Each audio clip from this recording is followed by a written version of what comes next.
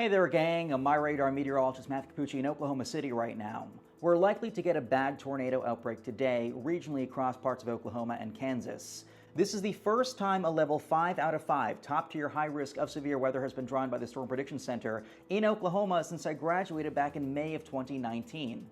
Weather models are bullish on the formation of multiple cyclic long-track supercells that could produce all severe weather hazards. We'll begin with baseball to softball size hail, perhaps up to grapefruit in a few areas. Multiple strong to violent and/or long-track tornadoes are also possible. You can see the simulated rotation tracks on this weather model, which lends credence to the idea of multiple nasty supercells. Basically, the entire area is under at least a level 4 out of 5 red zone, and a lot of folks have that high risk. We're talking in this broader area: Oklahoma City, Lawton, Fort Sill, the H.E. Bailey Turnpike, Moore, Norman, Ponca City, Enid, folks along Interstate 35, I-40, down, like we said, the Turnpike, I-44, even Wichita is in that zone too.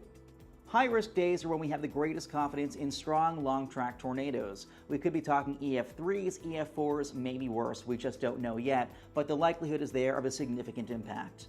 It's still morning, so here's what I recommend you do right now. For starters, cancel any plans after 3 o'clock. You don't need to be socializing this evening. It's the kind of day when you need to be within 5 minutes of a shelter all evening long. You need to be able to duck into a cellar at a moment's notice, someplace below ground.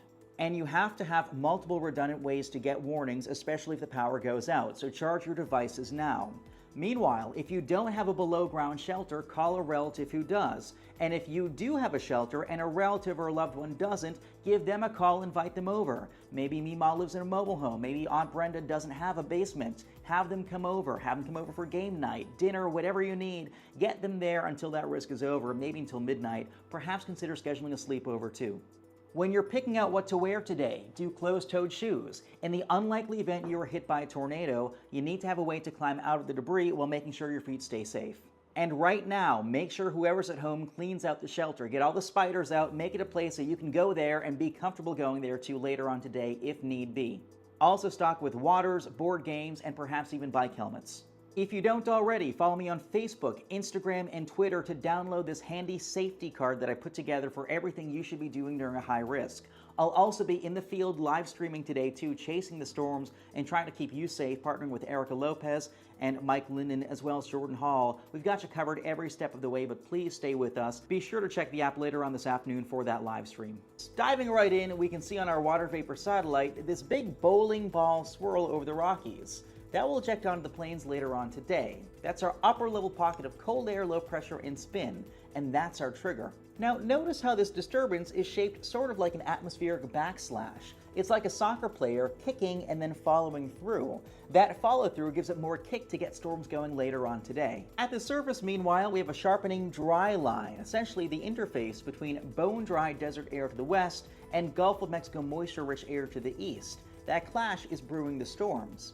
After storms form initially, they move east into that humidity. That humidity contains lots of instability or storm fuel to get some really nasty storms going and sustaining them into the dark hours. In Oklahoma and southern Kansas, we're much more likely to see supercells rather than a line. That's bad news because supercells are those lone, discrete, isolated spinning storms that produce the worst tornadoes. There are two reasons I think supercells are more likely. Number one, the bulk of the oomph, the forcing to get storms going, passes farther north in like South Dakota or Nebraska. That means for us, a little bit less oomph, fewer storms, but those storms won't compete with each other, meaning they'll be spaced out enough they'll stay supercells. That's really bad news. And number two, the mid-level steering flow that will actually be moving the storms goes kind of perpendicular to the dry line. What that means is that you have a cell form on the dry line, it gets pushed off and moves east-northeast before another storm forms. Otherwise they'd merge and get messy. This time around, we keep them split apart because they're blown off the dry line. Truth be told, we're not sure how far southwest that threat goes later on this evening, but I think weather models are in good enough agreement that at least down towards the Red River, we'll see isolated convective thunderstorm development and supercells possible. And be mindful that, especially in northern Oklahoma, storms could come in multiple rounds, especially Ponca City, Enid, maybe like Watonga down towards Mulhall in Oklahoma City. Multiple rounds are possible of these strong long-track storms with tornadoes. Something extra concerning too is that the tornado risk actually goes up a little bit around sunset and after dark. That's because the low-level jet, a river of strong winds about a mile above the ground, strengthens, adding more wind shear, changing winds with height to the atmosphere and bolstering that spin even more. I think by probably 10, 11 o'clock, we start seeing cells merge into a line called the QLCS, quasi-linear convective system, basically a squall line with kinks of spin and continued tornado risk as it pushes towards the Arkansas border. Days like today, you can't mess around. Please stay safe. We're with you every step of the way. Follow me, follow my radar, have a plan, and use it.